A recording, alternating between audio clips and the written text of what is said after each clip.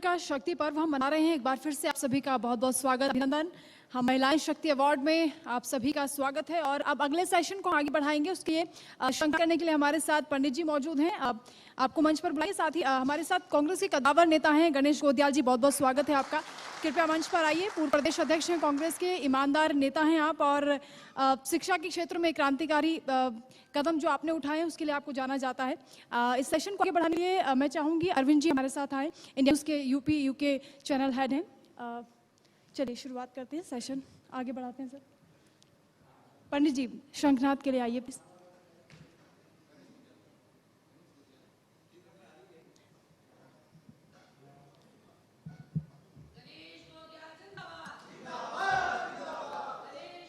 तालियों के साथ स्वागत कीजिए।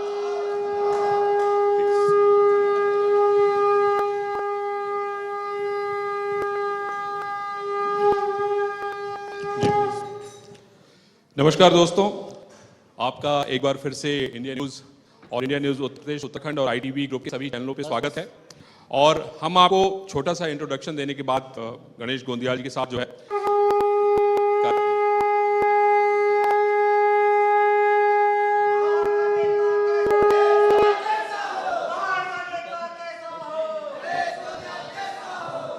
तो मैंने कहा कि थोड़ा सा इंट्रोडक्शन देने के बाद हम इस कार्यक्रम की शुरुआत करते हैं।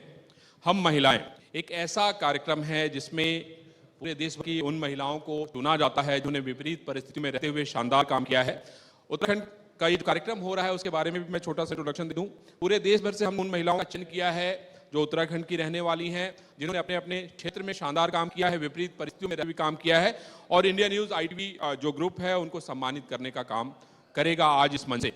अब हम लोग आ जाते हैं गणेश गोंदियाल जी पे। गणेश गोंदियाल जी के नेतृत्व में पहले जो है चुनाव लड़ा गया, उसका रिजल्ट सभी लोगों ने देखा और आप ये देख रहे हैं कि किस तरह से अपने साथ शंख लेके चल रहे हैं, मतलब जहां आए वहीं शंख बजाएं। गणेश जी, आखिर ऐसी क्या आवश्यकता पड़ गई कि शंख लेके आप चल रहे हैं अपने साथ? एक पंडित जी को आपने परमानेंटली हायर कर लिया कि भैया तुम शंख बजाते रहो। पहली बात तो मैं अपनी बात आपकी बात का जवाब दूं जी। मैं आपके इस कार्यक्रम की भूरी प्रशंसा करता हूं जी। आपने इस कार्यक्रम के लिए एक ऐसा सब्जेक्ट चुना कि जिसका ताल्लुकात आधी आबादी से है। जी। हमारे प्रदेश की, हमारे देश की आधी आबादी को समर्पित आपका कार्यक्रम। बहुत बहुत आपको शुभकामनाएं और सभी हमारी बहनों को बहुत बहुत बधाई और शुभकामनाएं। भाई ताली बजा दीजिए, ये महिलाओं के सम्मान की बात है। अब आपके प्रश्न का उत्तर पर मैं आता हूं। जी। आपने कहा ये आपके मन की शंका है। मैंने तो सुबह यकीनन न तो मैंने उन्हें कभी फोन किया कि आप कार्यक्रम में आइए, मैंने बल्कि अभी आपने देखा होगा कि जब वो यहाँ पर आने लगे तो मैंने उनको इशारा किया कि बस हो गया, अब आप बैठिए, 2 बार बजा दिया तो दे दिया ना आपने। उनके मन की भावना है वो। अच्छा। और उनके मन की है और हमारे रीति रिवाजों में शंख को शुभ माना जाता है, तो ये आपके लिए भी शुभ है कि आपके कार्यक्रम में मंच पर आकर आप और मेरे बीच में उन्होंने शंख बजा दिया।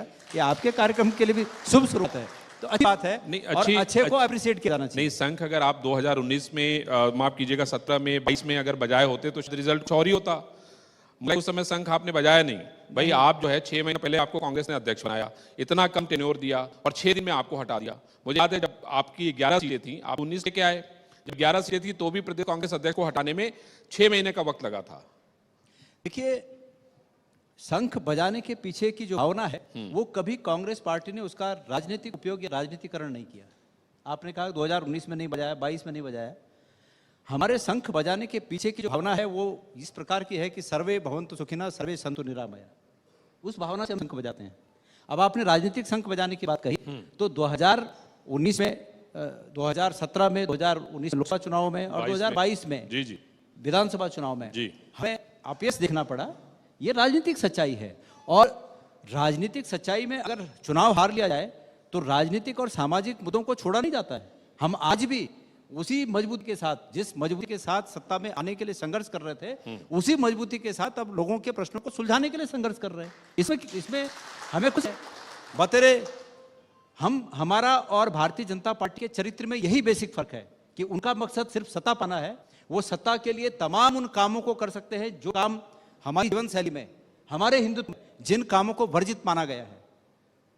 वो सत्ता में आने के लिए उन तमाम कामों को करता है और हमारे हिंदुत्व में, हमारी जीवन शैली में, जैसे देखिए, जैसे ज्वलंत मुद्दा केदारनाथ में सोने का पीतल बन गया, ये हो सकता है? ये उनका हिंदुत्व है और हमारा हिंदुत्व ये है। मैं कल प्रेस कॉन्फ्रेंस करूंगा, आपको बता दूं मैं, इसलिए उस बात पर आज समग्र चर्चा नहीं करना चाहता। लेकिन ये वाकया, मैं जब बद्रीनाथ का अध्यक्ष था मेरे पास आया था और मैंने जब उसमें षड्यंत्र समझी, मैंने मना कर दिया और कल उसका खुलासा करूंगा। तो हमारा हिंदुत्व पवित्रता का हिंदुत्व है, हमारा हिंदुत्व विश्व बंधुत्व का हिंदुत्व है और उनका हिंदुत्व कुटिल भावनाओं से चलकर कुटिलता करके सत्ता पाना उनका आपके नियत से में मतलब मुझे नहीं लगता कि कोई बात है, लेकिन जब चुनाव हाथ रखे क्या है, जब हम राजनीतिक लड़ाई लड़ते हैं तो सिर्फ एक ही मकसद होता है, चुनाव जीतना, है ना। हम ये मान के चल रहे थे, जो स्थितियां थी, जो सर्वे आ रहे थे, उससे लग रहा था कि भाई कांग्रेस तो बहुत मजबूत स्थिति में है, भारतीय जनता पार्टी तो कहीं टिक नहीं रही थी उस दौरान। लेकिन आपके नेता हरीश चुनाव हार गए, आप खुद चुनाव हार गए, तो सवाल लोगों के मन में तो होगा ना कि भाई आखिर ऐसी कौन सी बात रह गई, टिकट नहीं बटे, गुटबाजी हो गई, गणेश गोंदियाल जो है वो नेतृत्व की भावना को नहीं समझ सके, ताकि मन को नहीं समझ सके, या जो लाइन लेनी चाहिए उसमें लेने में देरी हो गई। आखिर ऐसा क्या हो गया? और अब तो आपके सामने बड़ी चुनौती है 2024 का, और ये मतलब देखिए, बातें करना और रैली में रिजल्ट देना दोनों अलग अलग बातें हैं। जी जी हाँ बताइए, प्रश्न हो गया? प्लीज। ऐसा है, हमारा मकसद कभी सिर्फ सत्ता पाना नहीं रहा।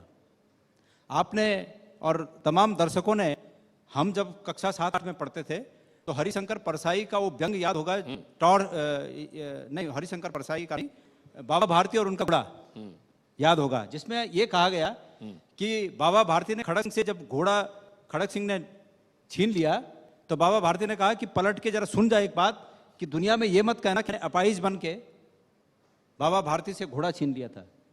इस सीख को लेते जा और मत कहना कहीं ये बात। तो बात वही है, इन्होंने अपाहिज बन के घोड़ा छीना है, सत्ता पाया, लेकिन कांग्रेस ये काम नहीं कर सकती। हम अपने वसूलों के साथ जनता के हित में सत्ता पाना चाहते हैं, अपने हित नहीं। गणेश गोंदियाल या कांग्रेस का कोई नेता, अधिकांश नेता, मैं सबके बारे में नहीं कहता, क्योंकि समाज में अच्छाई भी सब जगह है, बुराई भी सब जगह है। आज हम भारतीय जनता पार्टी को अगर क्रिटिसाइज कर रहे हैं तो इसका अर्थ ये नहीं है कि उसमें सब नेता खराब ही होंगे, अच्छे भी नेता उसमें होंगे, क्योंकि हम सभी समाज के लोग हैं। इसी प्रकार कांग्रेस में भी अधिकांश अच्छे लोग हैं। तो हम ये वसूल के हैं कि हम जनता पे क्यों पड़ेंगे और प्रदेश को अच्छा साथ देने के लिए जनता में आएंगे। तो अभी जिनकी आप फोटो दिखा रहे थे यहाँ पर मन की बात में, मुझे याद आ रहा था कितने लच्छेदार भाषण बोलते थे, 2G जीजाजी। मैं आज प्रश्न पूछ रहा हूं कि क्या हुआ 2G का, क्या हुआ जीजाजी का? जीजाजी भी पाक साहब साबित हो गए और 2G का जज ने कहा कि कोई प्रमाण ही नहीं है। गणेश भाई देखिए, जनता से बड़ा जनार्दन कोई नहीं होता है। हम इस देखिए है ना, जनता ही देख रही है ना, बैठी हुई जनता देख रही है, और जनता ही चुन रही है। मेरी बात सुनिए, जरूरत ही नहीं उसमें। जनता दूध के समान है, जनता दूध के समान और उसमें पॉलिटिकल पानी मिला दे रहे हैं। मेरी बात सुनिए, हाँ, जो जितना ज्यादा रंग घोल दे पा रहा है वो दूध उस कलर का हो जा रहा है। तो आपको लग रहा है कि कांग्रेस पानी नहीं ला पा रही है, ये कहना चाहते हैं? हम नहीं मिलाना चाहते, क्योंकि क्योंकि हम रहे न रहे, देश रहना चाहिए, इतना देश की है, ये हम न रहे कोई बात नहीं है। गणेश गोंदियाल चुनाव जीते न जीते पार्टी, लेकिन देश और प्रदेश रहना चाहिए। मेरा भी बहुत लंबा अनुभव हो गया है जर्नलिज्म में, बहुत सारे पॉलिटिकल लोगों को बड़े नजदीक से हमने देखा है। यूपीए का मैं दोनों शासनकाल अपने कार्यकाल में देखा है। मैं आपको बताना चाहता हूं कि बातें सुनते हम लोग भी अब बाल पकने लगे हैं। मैं आपसे बहुत सीधा सा सवाल ये करना चाहता हूं कि 2024 में यहाँ पे 5 लोकसभा की सीटें हैं। मुझे ये बताइए, गणेश गोंदियाल क्या चुनाव लड़ने जा रहे हैं लोकसभा का? देखिए, मैं इस मत का हूं कि एक ही व्यक्ति के लिए सब कुछ नहीं होना चाहिए। मुझे पार्टी ने अनेकों बार विधानसभा का टिकट दिया, पार्टी के टिकट पे और मेरे विधानसभा क्षेत्र के मतदाताओं के आशीर्वाद से मुझे इस उत्तराखंड की विधानसभा में एक स्थान पर बैठने का सौभाग्य मिला जी।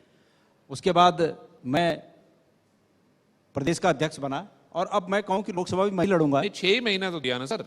कोई बात नहीं, पार्टी को देखिए, पार्टी ने डिसाइड किया कि किस मोर्चे पे हमारा कौन सिपाही रहेगा, कौन कैप्टन रहेगा। और आज मैं था और आज करण भाई हैं, तो मुझे खुशी है इस बात की। और वो जिस रूप में हमें चाहते हैं कि हम किस मोर्चे पर रहकर लड़ाई लड़ें, हम उस मोर्चे पर हमेशा तैयार रहते हैं। मुझे तो लेस मात्र भी इस बात की चिंता नहीं है। और हम अतीत की बातें कहते हैं कि भाई आदमी का मतलब आप चुनाव नहीं लड़ेंगे, मतलब अगर 100 बात की एक बात कहूं तो मैं ये नहीं कह रहा हूं कि मैं नहीं लड़ूंगा, मैं बिल्कुल, मेरा मन है कि मैं नहीं लड़ूंगा, मैं अपनी बात कह रहा हूं। लेकिन अगर पार्टी जबरदस्ती मुझे कहेगी कि इस रूप में पार्टी के हित में है, आपके हित में है, तो वो अलग बात होगी। पार्टी का हित कहां से, कौन से? जी। लेकिन मेरा मन नहीं है, जी। मेरा मन चुनाव लड़ने का इसलिए नहीं है कि मैं कई पदों पर रहा हूं और सब कुछ मेरे नहीं होना चाहिए। पार्टी में अन्य भी लोग हैं जिनको कि समय समय पर उनका उपयोग किया जाना चाहिए। मैं गढ़वाल की बात करूं, मैं जहां से आता हूं, भाई मनीष खनौड़ी जी आज भी इस समय भी क्षेत्र भ्रमण के कार्यक्रम में लगे हुए हैं, तो क्या उनकी मेहनत को हम बगल कर दें? नहीं, हमने तो काबिल व्यक्ति हैं, भाई, उन्होंने मजबूती के साथ चुनाव लड़ा, पॉलिटिक्स और आज भी वो नहीं, मैं तो राजनीति में ठीक हूं, मैं राजनीति में हूं, लेकिन मैं इतना महत्वाकांक्षी नहीं हूं कि सब कुछ मेरे लिए। मैं ये सोचता हूं कि मेरे से अन्य जो लोग हैं, पीछे जो लोग हैं, मेरा फर्ज बनता है कि मैं उन लोगों को भी आगे लाऊं और समय समय पर जहां पर उचित समझूं कि ये लोग ज्यादा प्रभावी हो सकते हैं, उनको आगे मौका देने के लिए प्रयास करो। अच्छा, ये बताइए, पिछली बार हम लोग ये मान के चल रहे थे कि चुनाव बहुत शानदार है, लेकिन टिकट का बंटवारा ऐसा हुआ है, कितनी सीटें आप लोग बहुत कम कम अंतर से हार गए। इस बात का मलाल है? आपको लगता है कौन इसके लिए दोषी? मैं ये समझता हूं कि कुछ मामलों में ऐसा हो सकता है क्योंकि निर्णय एक व्यक्ति नहीं लेता, एक सिस्टम है। मुझे तो यही पता चलता है कि यहाँ तो एक ही व्यक्ति निर्णय लेता है। ऐसा नहीं है, हर एक पार्टी में कोई एक व्यक्ति निर्णय नहीं लेता। मैं ये कह रहा हूं कि खुद धामी जी चुनाव हार गए वहां खटीमा से, तो क्या बीजेपी का वो गलत निर्णय था कि उनको टिकट दे दिया? ऐसा नहीं है। एक कॉमन सिस्टम होता है, उस कॉमन सिस्टम के तहत अगर उसमें टिकट देने में गलती भी है तो जितने लोग उस सिस्टम में शामिल थे हम सब उसके लिए जवाब दें, एक बात। लेकिन आपने दूसरी बात कही, चुनाव क्यों हारे? चुनाव टिकट की वजह से हम नहीं हारे, कुछ सीटों पे हो सकता है, लेकिन हम चुनाव उसके लिए नहीं हारे। हम भारतीय जनता पार्टी के, खास करके प्रधानमंत्री जी के झूठ के आगे हार गए।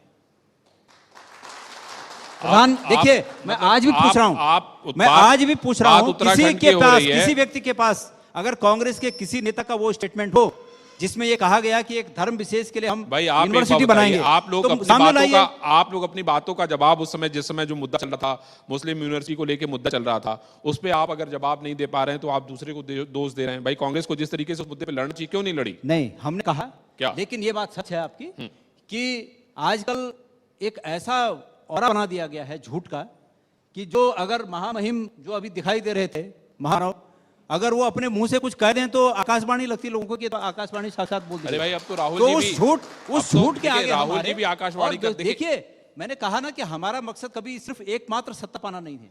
चलिए, हमको 2024 में देख लेंगे गणेश जी, उसकी चिंता नहीं है। लेकिन मैं अब थोड़ा सा आपके अतीत पे चलता हूँ। हाँ जी, अब बॉम्बे भी गए, आपने बताया कि भाई आपके पिताजी वहाँ रेलवे में नौकरी करते हैं, तो आप फिल्मों में जाने के बारे में सोच रहे थे क्या? फिल्मों का हमने कभी दूर से सोचा नहीं। और ऐसा नहीं कि फिल्में गलत होती हैं। हाँ। एक आध फिल्म मैंने भी देखी कई बार। अच्छा, कई बार? हाँ, नदिया के पार कम से कम 20 बार देखी। अच्छा। वो हमारे टाइम की सुपरहिट लव स्टोरी फिल्म थी।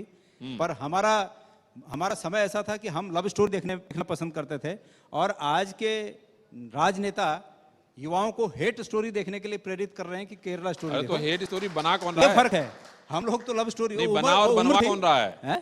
मैं कह रहा हूँ, बना और बनवा कौन रहा है, ये भी तो समझना चाहिए ना। क्या फिल्म हेट स्टोरी कौन बना रहा है, कौन बनवा रहा है, इसकी कहानी भी तो समझनी चाहिए। आपने ये प्रश्न कर दिया, क्या हिंदुस्तान में कहीं केरला स्टोरी जैसी कोई फिल्म हकीकत में कभी ऐसा कुछ घटना घटी?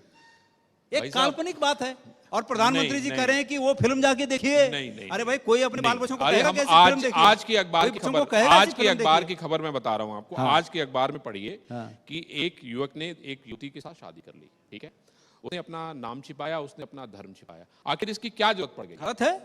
हम गलत को कभी प्रोटेक्ट नहीं करते हैं। किसी को भी धोखा देना अपराध है, यही तो और कह रहा उस अपराध के लिए भारतीय दंड संहिता में जो विधान है, उस विधान के अनुसार उसको दंडित किया जाना चाहिए। हम उसका कभी समर्थन नहीं करते हैं।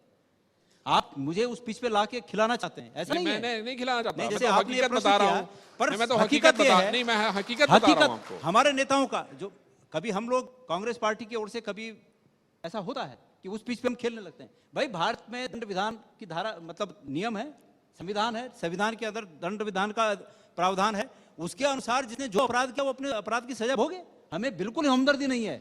अभी उत्तरकाशी, मैं आपको रोकूंगा, उत्तरकाशी जाना चाहूंगा जानबूझकर। उत्तरकाशी में जो कुछ हुआ, हम बिल्कुल उस पक्ष में नहीं है कि किसी अपराधी को तनिक भी मोहलत दी जाए, लेकिन कोई पक्ष में नहीं रहता। मुख्यमंत्री जी से पूछना चाहूंगा कि अंकिता भंडारी के केस में आज तक क्या हुआ? क्यों आपने अंकिता भंडारी केस में आज तक बात नहीं की? अंकिता भंडारी इस उत्तराखंड की नहीं थी। अंकिता भंडारी हमारे पौड़ी ब्लॉक की, पौड़ी गढ़वाल जिले की, और वहीं उसके माता पिता रहते हैं। और कल अभी एक हफ्ता पहले अंकिता भंडारी के माता पिताजी ने क्या कहा कि सरकारी वकील पर हमें भरोसा नहीं है, हम बदलना चाहते हैं, लेकिन प्रशासन हमें अनुमति नहीं देता कि इस वकील को बदला जाए, प्रशासन बदल नहीं रहा है। चलिए ठीक है, क्या मुख्यमंत्री आपका- जी को ये नहीं आपका- सुनाई दिया? नहीं, प्रधानमंत्री जी को नहीं, अंकिता नहीं। भंडारी कर्ण नहीं सुनाई दिया? गणेश जी एकदम बकवास सुनाई करते हैं देगा, कभी। एकदम सुनाई देगा। और कैसा है राजनीति में, तो देखिए जनता है बैठी हुई है ना, सब अपनी आंखें खुली हुई है और सब लोग इस बात को देख रहे हैं।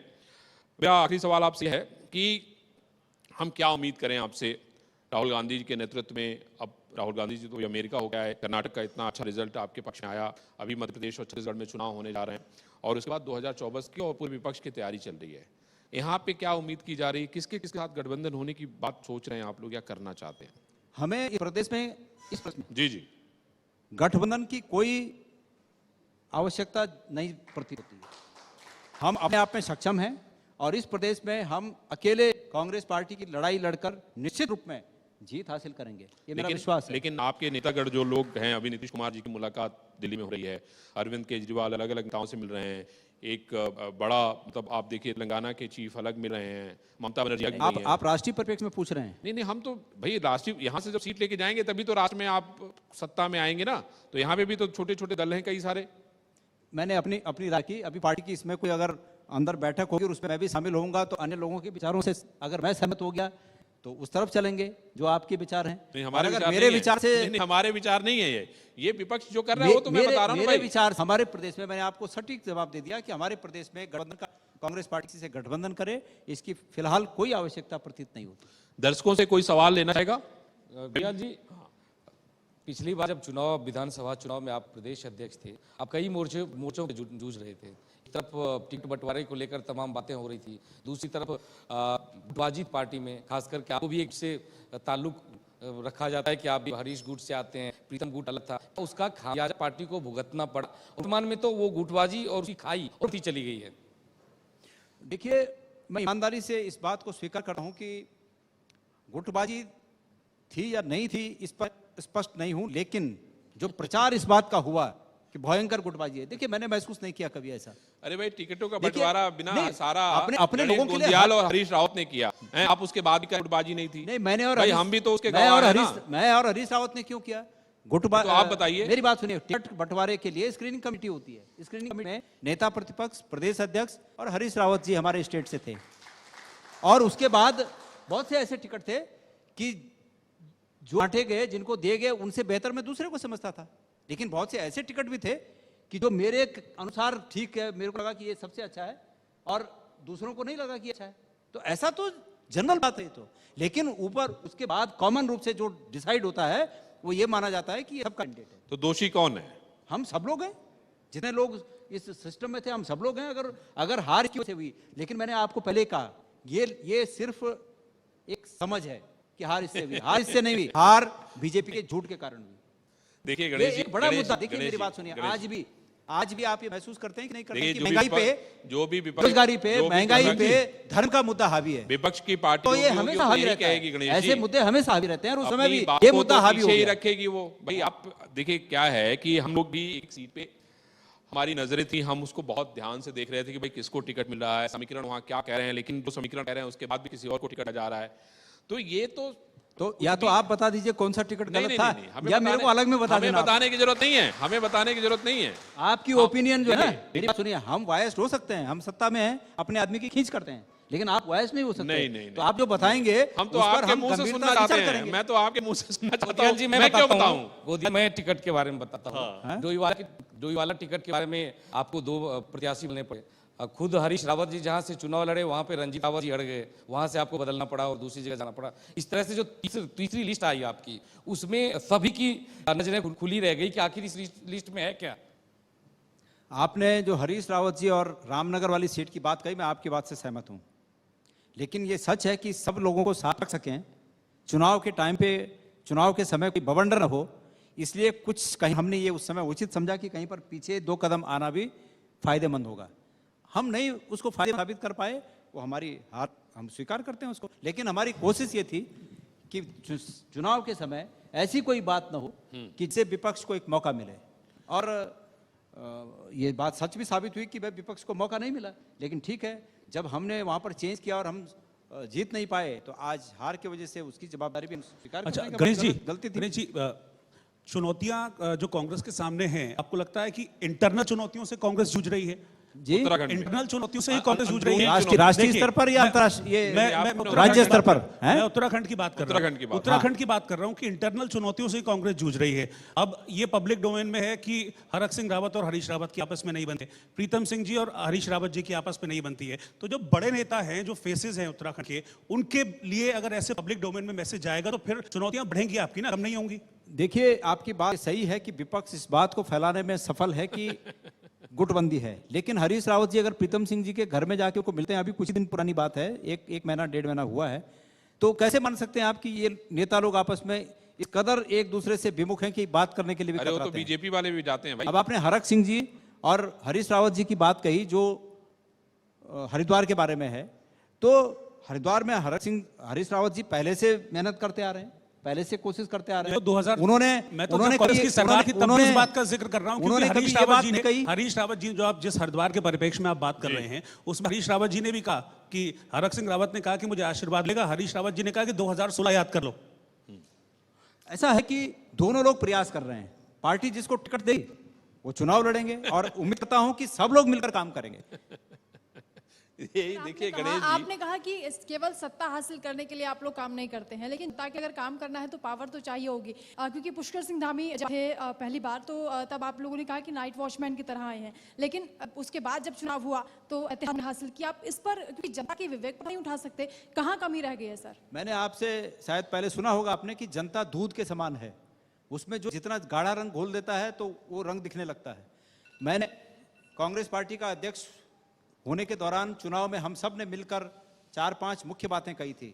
हमने ये संकल्प लिया था कि इस प्रदेश को बेरोजगारी से मुक्त करेंगे, और ईमानदारी से बता रहा हूँ, मैं पिछले 4 सालों से जब से खाली बैठा रहता था ना, आज भी मेरे फोन में उसकी में है, मैंने पूरी लिस्ट बना रखी है कि किस सेक्टर में हम कितने बच्चों को रोजगार दे सकते हैं, पहाड़ी क्षेत्र में हम क्या कर सकते हैं, वो सब स्कीमें बना रखी थी।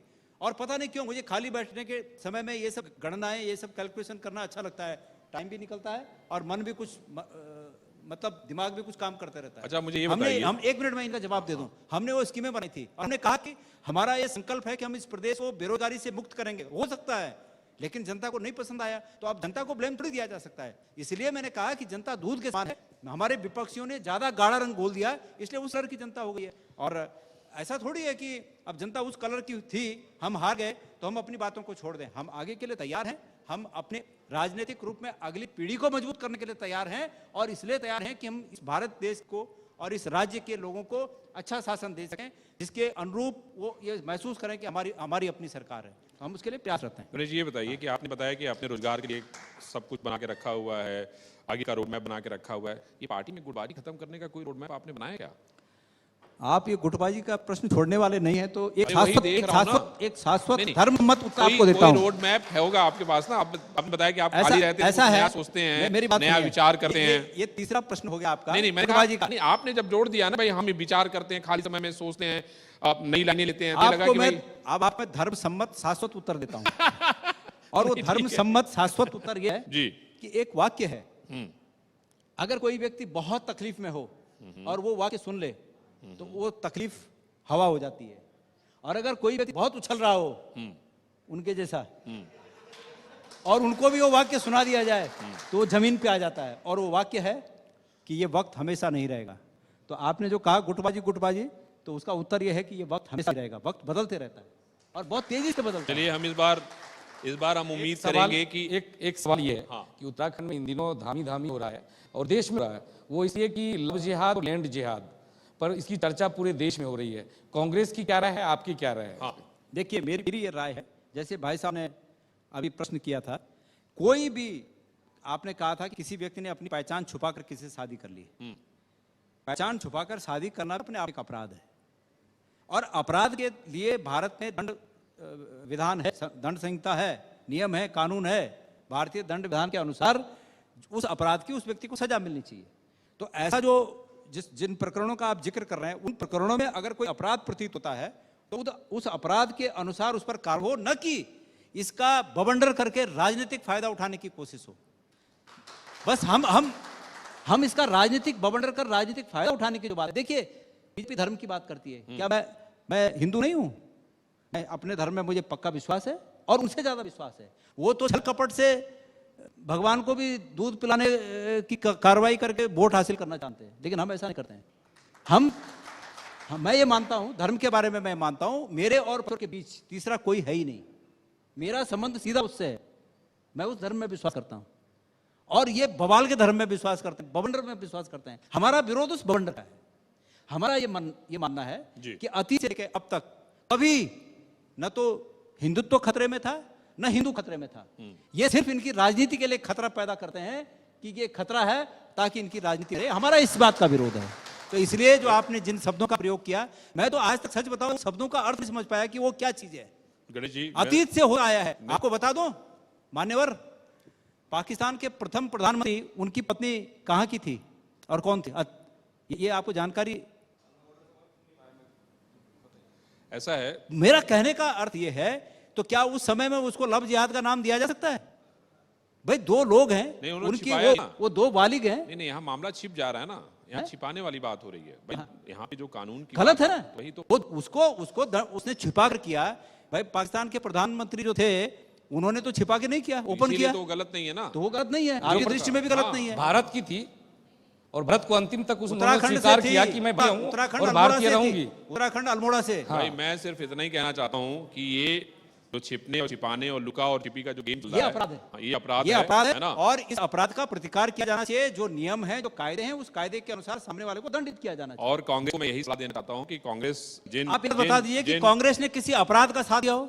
कांग्रेस कभी किसी अपराध और अपराधी का साथ नहीं देती, लेकिन कांग्रेस एक अपराधी के एवज में पूरे लोगों को अपराधी बता देना, इसको भी स्वीकार नहीं करती। अगर हमारे किसी भाई ने अभी ये अंकिता भंडारी हत्याकांड, क्या आर्य है वो, विनोद आर्य, पुलकित आर्य, पता नहीं जो भी हैं, हाँ, ये जिस कौम से, जिस मजहब से, जिस जाति से आते हैं, तो क्या हम सबको अपराधी बता दें? देखिए मैं सीधी सी गलत बात, है। देखिए गणेश जी, किसी भी जाति में, किसी भी धर्म मैं के व्यक्ति अपराधी सिर्फ हो इतना सकता ही है, कहना चाहता हूँ कि लेकिन वो व्यक्ति उस पूरे कौम का प्रतिनिधि नहीं हो सकता। नहीं हो सकता।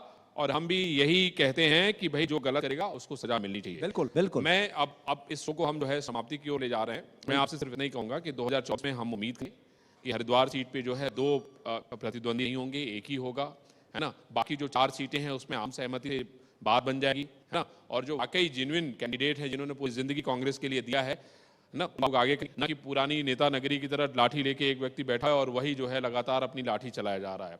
तो मुझे उम्मीद है कि अगली बार हम लोग मिलेंगे ना, तो नई बातों के साथ मिलेंगे। और आपकी जो आपने कौशल, जो आप 2022 दिखा सके, 2024 में आपके कौशल को देखेंगे और हम आप दोबारा मिलेंगे और ढेर सारी बातें करेंगे। आपने बहुत बहुत धन्यवाद। और एक अंतिम बात कहना चाहूंगा जी कि सत्ता में बैठे हुए बात का ध्यान रखें कि पुरुष बली होता है, समय होत बलवान, भीलन गोपिका हर लिहें, वही अर्जुन वही बाण, उसको याद रखिएगा। धन्यवाद। गणेश जी, एक राणा साहब भी हमारे मैनेजिंग एडिटर एक सवाल पूछना चाह रहे हैं, जरा प्लीज। हाँ। एक सवाल ये था, चूंकि आपने अपनी बात ऐसे रखी कि जो बुनियादी सवाल है उसमें भटकाव नजर आ रहा है। लफ्ज तो वो नहीं है। लियाकत अली खान ने अगर कुमाऊं की लड़की से शादी की थी, या पटौदी साहब ने शादी की सुमित्रा टैगोर से, या सैफ अली खान ने कर ली, या फिर मनोज वाजपेयी कर ली, सचिन पायलट कर ली, इस पर देश ने कभी सवाल नहीं किया। शाहनवाज हुसैन ने की हो। और ये जिहाद है, ये लव जिहाद नहीं है। लव जिहाद का मतलब है कि आप एक धर्म विशेष को विस्तार देने के लिए एक समाज के भीतर गलत तरीके से चोरी छुपे घुसपैठ करते हैं, अपनी पहचान छिपा करके, मैंने पहले और कहा फिर गलत है। माल खराब करते हैं। आपने जो उदाहरण रखा था, मुझे लगता है कि वो वाजिब था नहीं। और जो लव जिहाद है वो एक अलग तरह का कॉन्सेप्ट है, एक अलग तरह की साजिश है वो, और हिंदुस्तान के लिए खतरा है। इसलिए मुझे लगता है कि इस पर साफ गोई होनी चाहिए। देखिए, हम जो उदाहरण रखते हैं और आपने जो बात कही वो सही है, लेकिन थोड़ा मैं आपको इसको करेक्ट करना चाहूंगा कि भारतीय जनता पार्टी ने जो आम सहमति से विवाह हो रहे हैं उनको भी उस परिभाषा दिया है जिसकी आप बात कर रहे हैं। उदाहरण के लिए पौड़ी में अभी एक शादी हुई,